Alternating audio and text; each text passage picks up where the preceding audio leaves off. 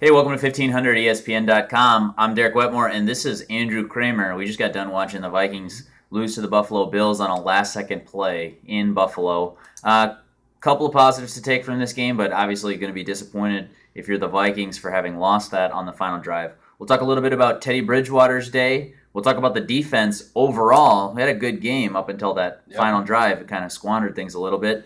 And then also Jerick McKinnon, the Vikings rushing game against one of the most stout run defenses in the NFL. We'll talk a little bit about that. First things first, Andrew. Vikings defense today gets Chad Greenway back at weak side linebacker.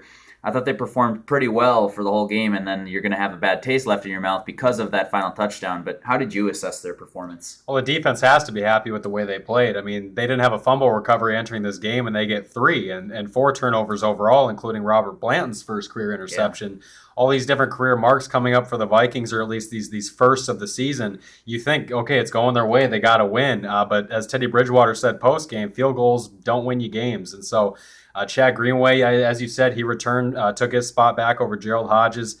He was credited with something like 15 tackles or something ridiculous like that. But, of course, he gives up that 4th and 20 play. He's in coverage on the tight end, and that's eventually what leads to the Buffalo Bills scoring that last-second touchdown. Yeah, one interesting thing I saw in that play is Greenway, just as they're getting ready to snap the ball, is kind of turned around. Yeah. He was talking to the safeties, it looked like, or trying to communicate something as the ball is hiked, and then he kind of turns around, sees the plays coming right at him, and gets blown by on the outside there. Yeah. Ended up giving up the first down, which was a critical play for the Vikings. Oh, it was. And again, this is just shades of 2013 leaking into this Vikings squad here in 2014, because you saw them give up 5 games last year on last-second touchdown passes, and this one kind of the sixth loss, I guess, of their last, what would it be, 15 losses have been in the last minute now, dating back to last year. So that's a stat that you're going to want to ignore if you're the Vikings, but this is the first one of this year, and really it's a game they should have won after dominating the Bills on offense, at least for a while, or excuse me, on defense for a while,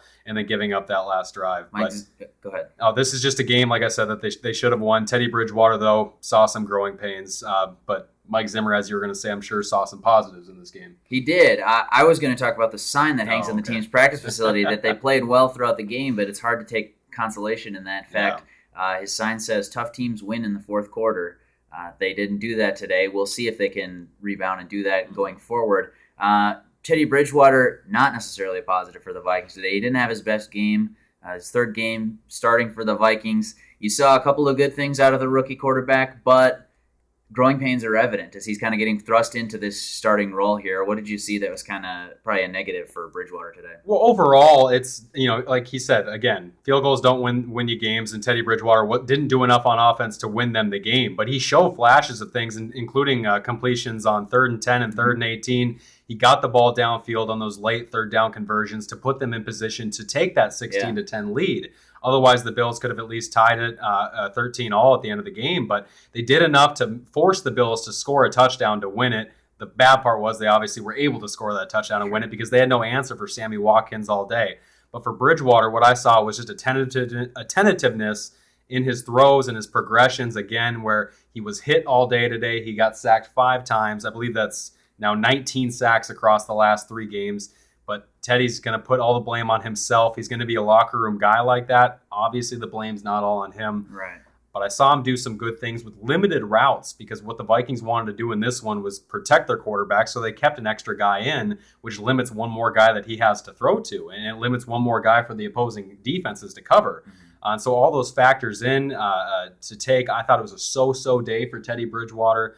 The one interception he had that wasn't tipped was just telegraphed too easily toward Cordero, and I just think those kind of mistakes are going to happen this year. That's why the obvious plan was for him to sit all of his first year. But sure, in an ideal world, of course, they would be able to do that. The 5 sacks today, he pinned it on himself. Bridgewater, that is, post-game said, "I got to get the ball out quicker."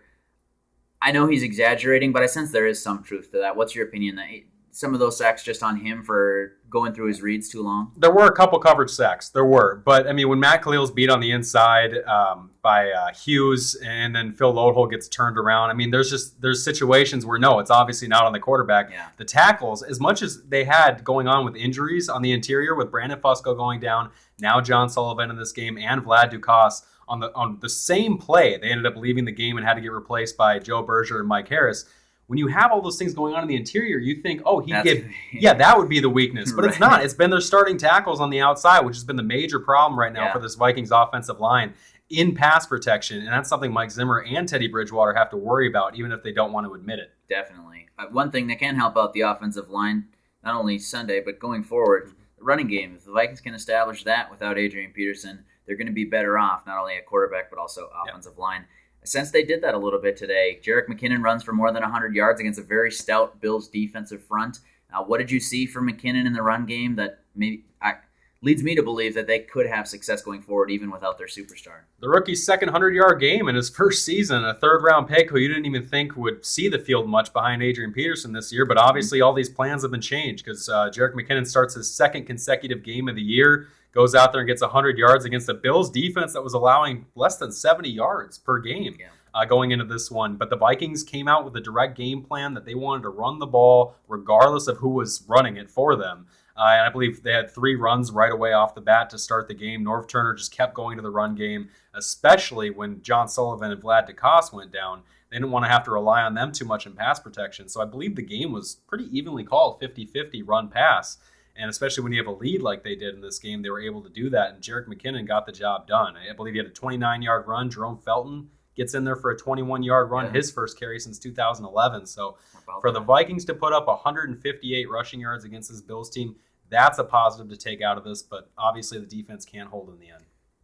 That's the big takeaway. We'll talk plenty about all of these situations on the Purple Podcast today. If you enjoy the Vikings video, be sure to go to 1500ESPN.com and click on the show page link. There will be Purple Podcast posted later this afternoon, and that'll analyze everything we just talked about here and probably more, too.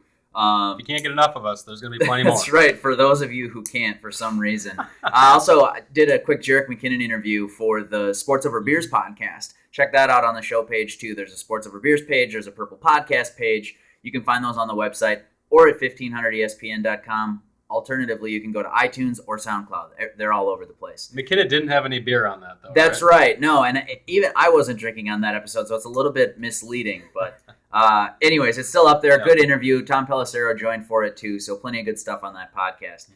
Bookmark 1500ESPN.com's Vikings page for all of your Vikings coverage. For Andrew Kramer, I'm Derek Wetmore. Thanks for watching. We'll see you next time.